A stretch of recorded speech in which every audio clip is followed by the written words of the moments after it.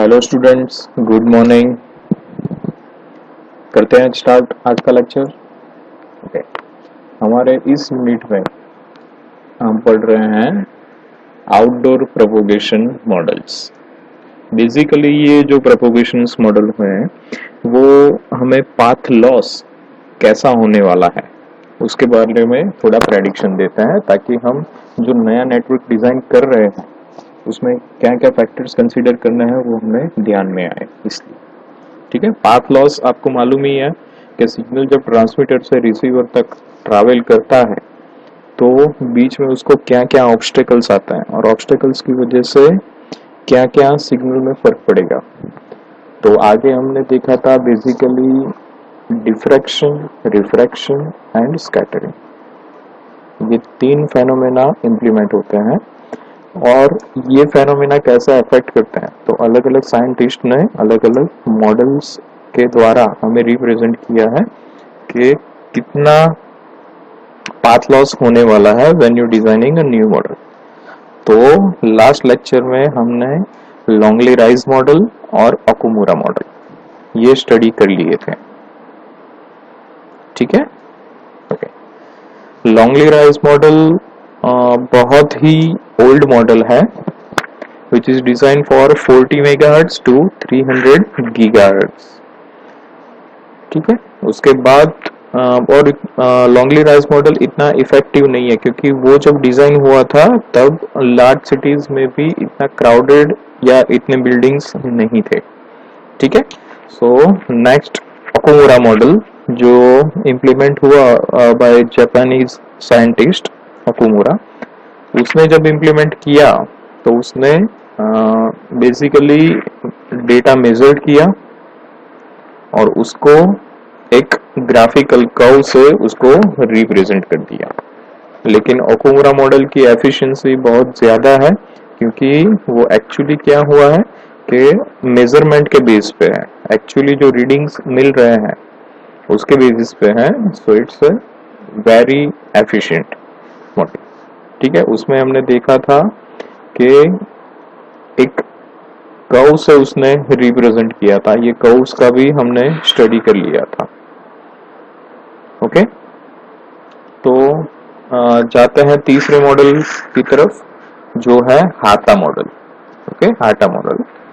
Hata model basically Okumura model का ही empirical representation है। एम्पिरिकल मतलब कि उसको मैथमेटिकल टर्म्स से रिप्रेजेंट किया है कर्व्स को। ठीक है, कर्व्स को डिफरेंट डिफरेंट इक्वेशन से अप्लाई करके उसको इम्प्लीमेंट किया है। ठीक है,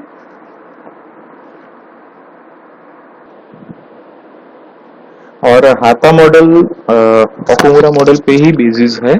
तो ओकुमुरा मॉडल की जो लिमिटेशंस थी कि when you go from urban area to suburban area to rural area, तो वो टाइम पे उसका जो करेक्शन फैक्टर है वो ऐड हो जाता है, मतलब उसकी एफिशिएंसी कम होती जाती है। तो हाटा मॉडल भी same, it is based for urban area but it is quite inefficient for a rural areas. Okay, so Hatha model is most widely used model in a radio frequency। हाथा model में कुछ नहीं किया है, जो curve से represent किया था उसको मैथमेटिकल टर्म से एम्पिरिकल फॉर्मूलाज में इंप्लीमेंट किया है। ठीक है, it predict the behaviour of cellular communication in built up areas. Application to the transmission inside cities, so it is based for urban areas, suited for point to point and broadcast transmission। ठीक है, ये based है for a broadcasting. जब कहीं पे भी एक router लगाओ और विद इन 5 to 10 किलोमीटर आपको मेजरमेंट करना है, so Hata model is based for that. Hata model is applied for 150 megahertz to 1.5 gigahertz. Okay, range of that Hata model implementation जो कर्व हमने डिजाइन किए थे वो 150 मेगाहर्ट्ज टू 1.5 गीगाहर्ट्ज के लिए था। ठीक है, the height of the transmitter, the base station जो होता है उसकी हाइट अप टू 200 मीटर्स तक है. If you go beyond that limit, the efficiency will be reduced of this Hatha model. Link distance less than 20 kilometers. Same as a Okumura model.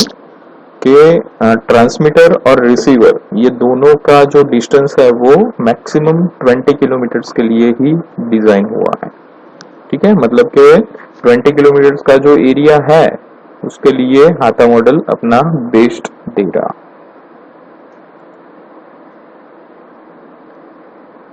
हाथा transformed ओकुमुरा's graphical model into analytical framework. उसने एक mathematical formula से ओकुमुरा model का जो graphical term था उसको represent किया है. द हाथा model for urban area is given by empirical formula. Okay, this empirical formula. Okay, L50 हम यूज करते हैं ताकि हम median of path loss find कर सके. ओके, कर्व जो होता है उसका पीक पॉइंट फाइंड कर सके पाथ लॉस के लिए. Okay, so L50 for urban area is 69.55 dB plus 26.16 log FC. FC is a carrier frequency which is applied for 150 megahertz to 1.5 gigahertz. Beyond 1.5 gigahertz, the mathematical formula will not work. 3.82 log HT. HT represent the transmitter height. Generally base station जो है हमारा transmitter, okay, उसकी height को यहाँ पे represent करता है. HT का जो रेंज है वो जनरली 30 मीटर्स टू 200 मीटर्स तक का ही है. Okay, minus alpha HR. Okay, alpha HR क्या है वो अभी बाद में देखते हैं. Plus 44.9 minus 6.55 log HT. Okay, again transmitter height is affected and log D. D stands for distance between transmitter and receiver. यहाँ पे receiver की height की range हमने रखी है 1 meter to 10 meter. Generally for a mobile it is also less than approximate 1 meter.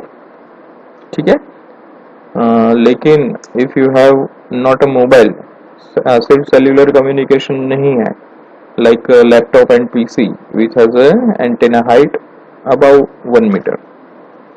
ठीक है, distance of kilometre की रेंज हमने रखी है 1 kilometre to 20 kilometre for this model. तो अल्फा HR जो यहाँ पे हमने कंसीडर किया था, अल्फा HR. ठीक है, तो alpha HR is a correction factor and this correction factor is depends on the environment. आप किस environment में वर्क कर रहे हो उस पे ये डिपेंड रहता है. तो correction factor for mobile antenna height HR. Okay, mobile antenna मतलब कि यहाँ पे एज अ रिसीवर यूज किया है. HR फॉर अ स्मॉल और medium size city is given by this formula. Okay, alpha HR is varying if the density of the city is varying. Okay, for large city alpha HR is given by this one. Okay, again in a large city carrier frequency is also affected. Okay, so alpha HR varying with the different carrier frequency. For less than 300 megahertz alpha HR is 8.29 log 1.54 HR square minus 1.10 dB. For carrier frequency less than 300 megahertz and for a carrier frequency greater than 300 megahertz it will somewhat like 3.20 log 11.75 HR square minus 4.97 dB.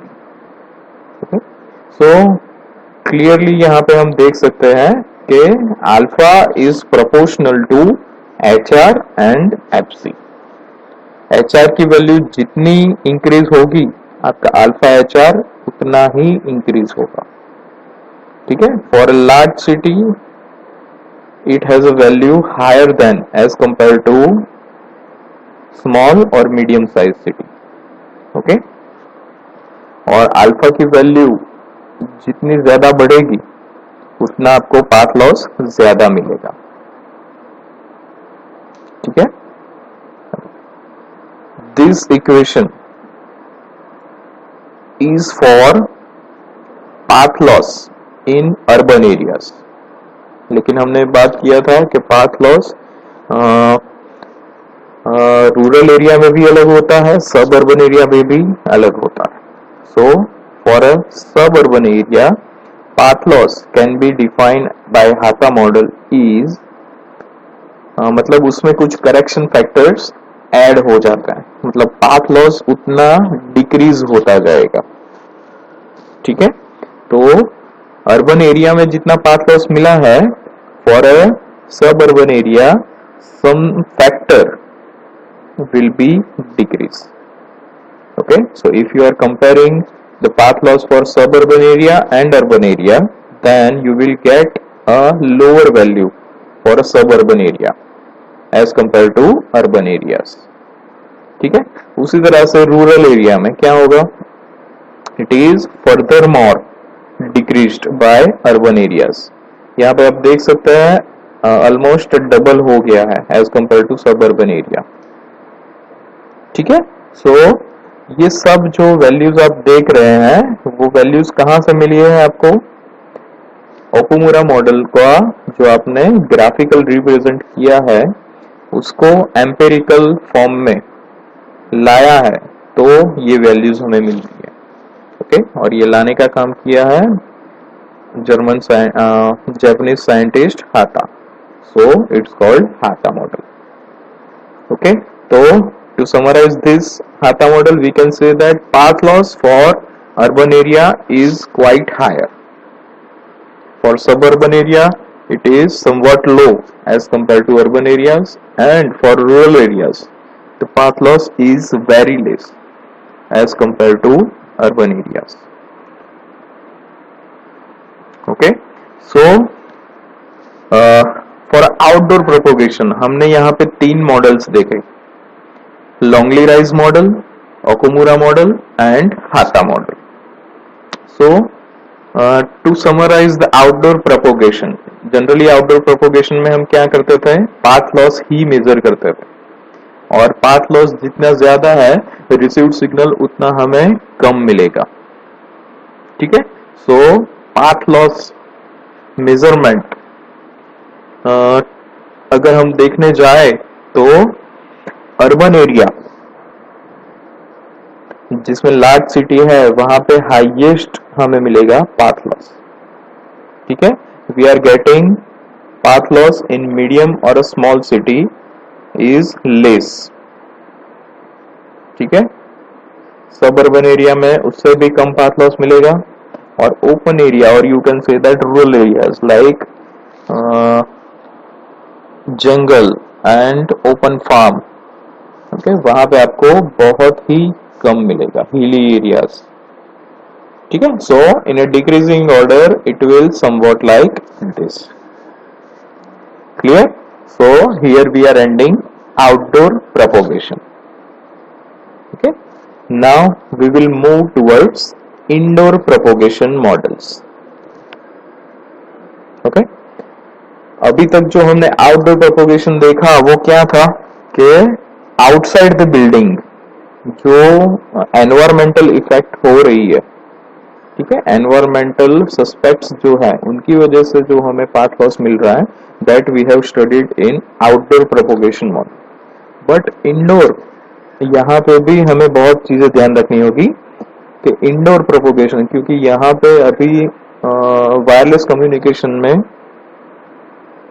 Broadband connection का भी हमें बहुत अच्छा study करना पड़ेगा, क्योंकि indoor भी हमारे पास कई ऐसे ऑब्स्टेकल्स हैं कि जो सफिशिएंट पाथ लॉस देते हैं। लाइक अगर आपने घर में ब्रॉडबैंड है और उसको मल्टीपल डिवाइसेस से कनेक्ट किया है, इसमें से कुछ डिवाइसेस आपकी होगी स्टेशनरी और कुछ होगे मतलब वेरिएबल। ठीक है, तो आप मोबाइल की रेंज में जब आप मूव करते हो, that is not a stationary, but if you have connected your broadband to a TV, ठीक है, वायरलेसली, तो क्या होगा, लाइक डेस्कटॉप एंड टीवी, तो वो क्या हो जाएगा, उसका कनेक्शन फिक्स हो जाएगा। तो ट्रांसमीटर और रिसीवर दोनों का डिस्टेंस क्या हो जाएगा, फिक्स हो जाएगा। ठीक है, और मोबाइल अगर आप यूज करते हो वाईफाई की रेंज में, तो उसका डिस्टेंस कैसा होता है, वेराइंग होता है। ठीक है, तो इंडोर प्रोपोगेशन मॉडल्स ये क्या रिप्रेजेंट करते हैं, इंडोर हमारा जो कैसा स्ट्रक्चर है, हमारे बिल्डिंग का अंदर का एरिया, उससे क्या क्या पाथ लॉस पे इफेक्ट आएगा, the study of that thing is called indoor propagation models. ठीक है, same as a outdoor propagation model, यहाँ पे भी अलग अलग साइंटिस्ट ने डेटा स्टडी किए हैं, अलग अलग रीडिंग्स लिए हैं, उसको एनालिटिकली और एम्पिरिटिकली दोनों तरह से इम्प्लीमेंट किया है, ताकि जब कभी भी हम पूरा एक नेटवर्क डिजाइन कर रहे हो तो हमें ध्यान रहे कि भाई इंडोर प्रोपोगेशन मॉडल में क्या क्या चीजें कंसीडर करनी है, क्या क्या नहीं करनी। ठीक है, तो let we start with the indoor propagation models. So first, indoor channels are different from traditional channels in two ways. What is the difference between indoor propagation model study and outdoor propagation model study? So indoor propagation model study, the distance covered are much small. Okay, outdoor propagation model में up to 20 किलोमीटर तक हम जाते थे। ठीक है, that is the main difference. लेकिन indoor propagation model में the distance between the transmitter and receiver are much smaller. Outdoor propagation model में ट्रांसमीटर रिसीवर का डिस्टेंस बहुत ज्यादा था। Second thing, the variability of environment is much greater for a much small range of TX-RX separation. As you know that for a indoor TX-RX separation is not much more. वो क्या होता है, बहुत ही कम होता है। ठीक है, लेकिन एनवायरमेंट जो इंडोर का होता है वो बहुत ही वेरिएबल होता है, मतलब चेंज होते रहता है। मतलब विंडोज ओपन है, क्लोज है, आपने रिसीवर कहाँ पे प्लेस किया है, okay, movement of humans, the density of humans also affect the indoor propagation। तो ये सब फैक्टर्स हैं कि जो वेरिएबल हैं। ठीक है, मतलब वो minute to minute, even second to second vary होते रहते हैं। ठीक है, जो आउटडोर प्रोपोगेशन के हिसाब से बहुत ज्यादा है। आउटडोर प्रोपोगेशन में आपको इतनी वेरिएबिलिटी नहीं मिलती है जितनी आपको इंडोर में मिलती है। सो दिस टू फैक्टर, ये दो तरह से outdoor propagation is different from indoor propagation models। ठीक है, indoor propagation is influenced by, generally किन किन चीजों से affect होता है हमारा indoor propagation model। so it is affected by layout of the building, construction material जो building बनाने में use हुए हैं वो, building का layout and building type, whether it will be a office, it may be a residential area or it may be a factory। तीनों में difference क्या है, the density of humans। ठीक है, और स्ट्रक्चर भी तीनों के अलग अलग होते हैं। ओके, मटेरियल्स जो यूज होते हैं वो भी अलग अलग होते हैं। सो these are some of the factors which affect the indoor propagation। Indoor models are dominated by the same mechanism as outdoor models। What is the similarity? तो आउटडोर प्रोपोगेशन मॉडल में जो मैकेनिज्म हमने स्टडी किए थे, reflection, diffraction and scattering, same phenomena यहाँ पे भी apply होंगे। ओके, वहां पे बिल्डिंग्स, ट्रीज और उन अलग अलग फैक्टर्स से उनकी वजह से रिफ्लेक्शन, डिफ्रैक्शन और स्कैटरिंग होता था। यहाँ पे जो इंडोर मटेरियल्स है, ओके, तो उनकी वजह से भी रिफ्लेक्शन, डिफ्रैक्शन और स्कैटरिंग होगा। मतलब फिनोमेना सेम रहेंगे दोनों में, for outdoor propagation model and indoor propagation. Conditions are much more variable. Which conditions are there? There the doors and windows are open or not. Antenna mounting, आपने antenna कहाँ पे mount किया है, ceiling पे, floor पे, walls पे, कहाँ पे माउंट किया है, that also matters. The levels of the floor, कितने फ्लोर का बिल्डिंग है आपका, वो भी यहाँ पे बहुत ही मैटर करता है। Okay, indoor models are classified as, indoor model जब हम स्टडी करते हैं तो पहले हमें स्टडी करना है either may be a line of sight or OBS, obstructed with the varying degree of clutter, that is called OBS. Okay, line of sight, non-line of sight. Okay, so next lecture में हम पूरा indoor propagation models जो अलग अलग हैं उनको study करेंगे, कौन सी चीजें अफेक्ट करती है वो देखेंगे, उनको मैथमेटिकल फॉर्मूला से इम्प्लीमेंट करेंगे। Okay, clear. आज के लेक्चर में हमने आउटडोर प्रोपोगेशन मॉडल को समराइज किया, आता मॉडल जो आउटडोर प्रोपोगेशन मॉडल में बाकी था वो कंप्लीट किया, and we will go through a brief of indoor propagation model. ठीक है, clear about this lecture? Okay, thank you.